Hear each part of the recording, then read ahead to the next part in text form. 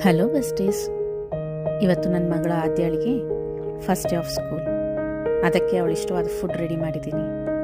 Idli, ಸ್ಕ್ರಂಬಲ್ಡ್ eggs and cherry ಹಣ್ಣುಗಳು. ಇದನ್ನೆಲ್ಲ ಈ ದಿನ ಖಾಲಿ ಮಾಡ್ಕೊಂಡು ವಾಪಸ್ ಬರ್ತಾಳೆ ಅಂತ ಅಂದ್ಕೊಂಡಿದ್ದೀನಿ.